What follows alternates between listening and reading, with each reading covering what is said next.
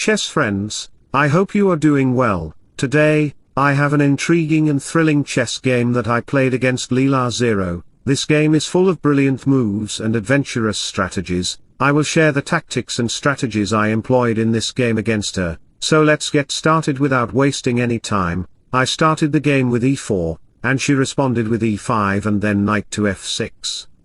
After knight f3, the game entered the three knights variation. From black's perspective, she could have played knight c6, but playing pawn to d5 or d6 is also a crucial idea in this variation. She responded with d6, providing an open diagonal for the bishop. She could also go with c5 or c6, followed by knight d7, bishop e7, and castling.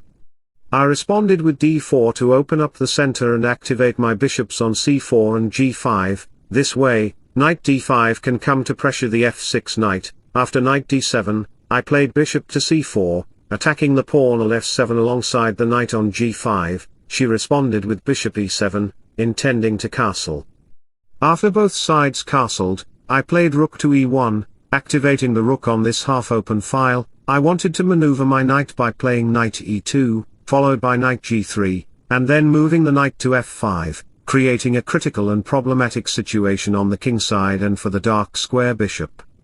Leela is a brilliant player, and she responded with pawn to c6. She wanted to push her pawns on b5 and a5, simultaneously opening up the diagonal for the queen, and also bringing the knight to b6 to attack the bishop. Additionally, the c6 move allows her to push forward the pawn to d5, playing a major role in the center structure and position.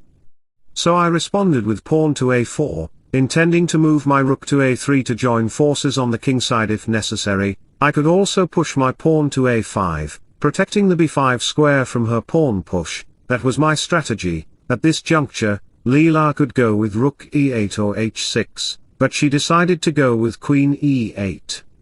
This is a waiting move because after queen d8, bishop e3, she moved her rook to the e8 square. It provides space for the knight to maneuver to f8, followed by g6. She can also move back her bishop to open up the file for the rook.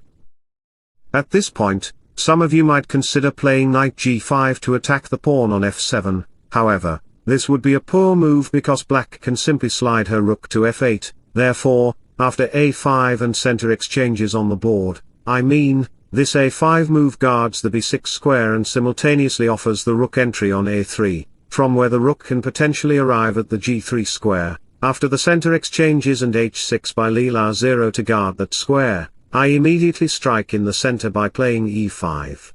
You can see that my crisscross bishops are putting pressure on black's king side, and my knight can join the attack on the e5 square. After the exchanges, my knight on e5 attacks the pawn on f7.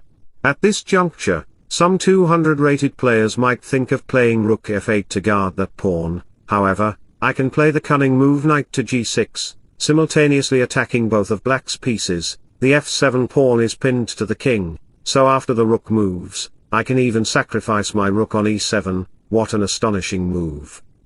The rook is well guarded by the knight, and after rook takes e7, I will capture the knight on f6. The knight on d7 cannot capture the bishop as it will cause black to lose the queen on d8, which is why after pawn captures, my queen will arrive at g4 to invade the king side. The diagonal is open, the file is open, and the king cannot move. Additionally, the king cannot move to h7 because bishop d3 can ruin black's position completely. Some skilled chess players might consider playing king h7, intending to capture the knight on g6, but it is a completely poor move because I can respond with bishop d3, sacrificing the knight right away to capture the pawn on g6. You might feel relieved seeing that the rook is protecting the 7th rank, but I can capture the pawn on h6 and give another check on c4. The king cannot move because it is essentially paralyzed and under severe threat. After rook moves to f7, I can play queen g6 check and e8, winning the rook on the next move. With the exposed king, my rook can move to a4 to create a critical situation for black. This game is completely in my favor, and black will lose. So let me tell you a motivational quote in sudden. You can't defeat the darkness by keeping it caged inside of you. So, returning to the position, we saw that rook to f8 is not possible, which is why after knight takes e5, bishop takes e5 will lead to queen takes d1 and a queen exchange. Therefore, I captured it with my rook. As the bishop moved back, she offered me a rook exchange, which I accepted. Consequently, we have queen to h5 to attack the pawn on f7, she responded with queen e7, and after my knight reached e4, it became clear that the bishop had an open diagonal, the other bishop was controlling a key diagonal, and the knight was creating potential harm in the center. Playing knight to f6 or d6 is completely vulnerable, which is why some might consider knight c7, but this is a completely poor move as I can respond with bishop c5, attacking the queen and bishop simultaneously, protected by the knight. As the queen moves back, I can join another attacker with my rook. I can even move my rook to a3 to play rook to h3. After you capture on c5, I can respond with the brilliant move knight f6 check, which forks the king and queen. This forces you to capture my knight, opening the file where my rook can easily attack. Playing king h8 or h7 is vulnerable because the queen can capture the pawn, and bishop d3 can easily disrupt your position at the h7 square. Therefore, you have to play king to f8. After I pick up your bishop with a check, it becomes evident that the king has no escaping squares because they are all covered by my pieces. After the queen blocks, rook g8 will arrive. And after you capture, I can easily grab your queen. You will be left without a queen and I will win the game. So, going back to the position, we saw that playing any normal or natural looking move is completely vulnerable because the f7 pawn is under attack. Leela responded with bishop e6, trying to block the bishop's diagonal. I responded by playing a strategic move, bishop to c5, because I am confident in my chess abilities. The bishop is attacking your pieces, and after I attack your bishop, she captured my light square bishop.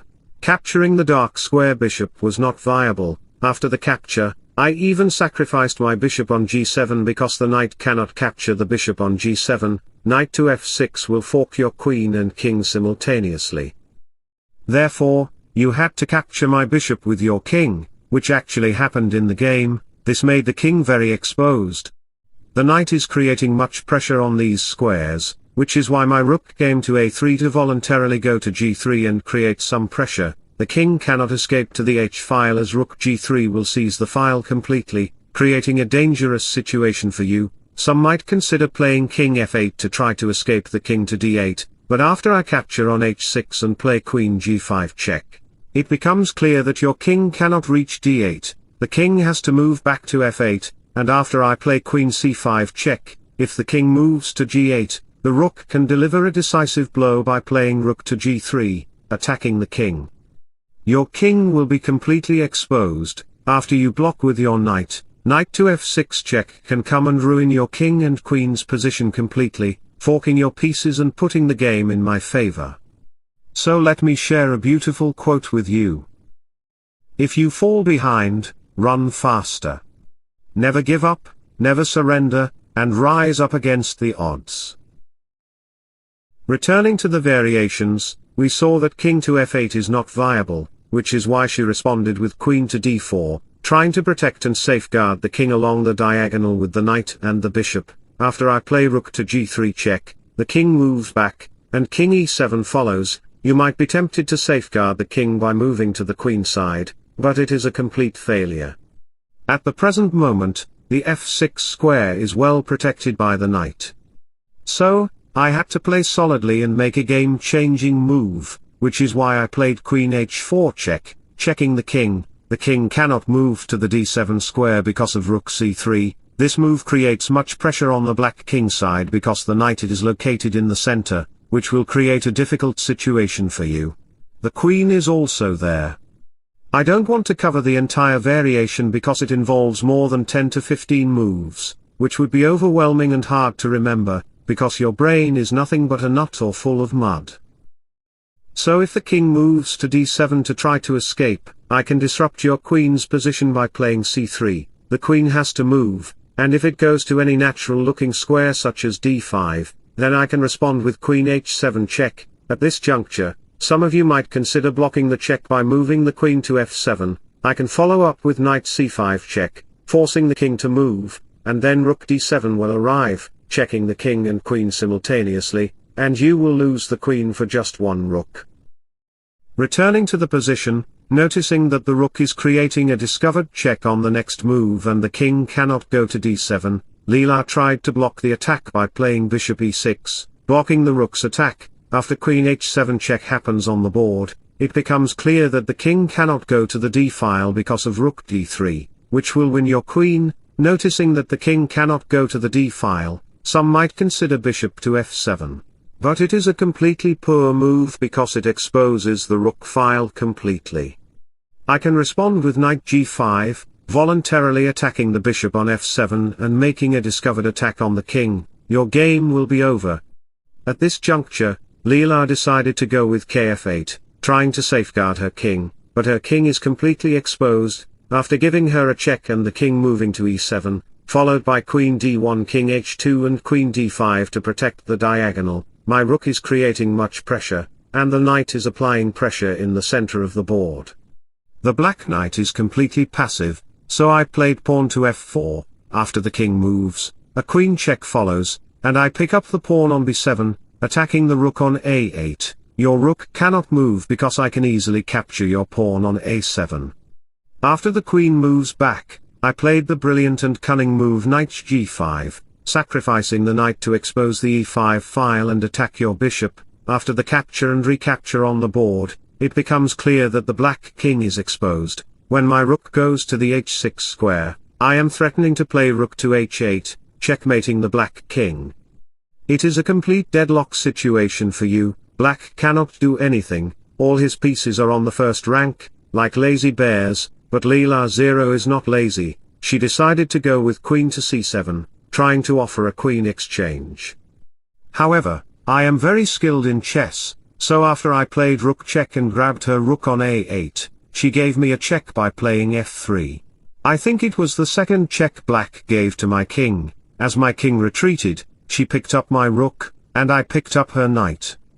A couple of moves later, we had queen g5 check followed by b4, forming a pawn chain on the queen side. I can easily grab your pawn on g2, and I am completely winning the game, as I can easily pick up all the pawns and promote to a new queen. Since you have split pawns on the queen side, after the queen moves, the king captures the pawn. After a couple of moves, we have king to f3 followed by queen f1, after some more checks, we have queen c7, and I pick up the pawn. A few moves and checks later, the king takes a7, and you can see that I have 3 pawns promoting to a new queen. I checkmate decisively on a8. This game was very exciting and well played. If you like my content, don't forget to like and subscribe to my channel. Wishing you all the best. Bye bye.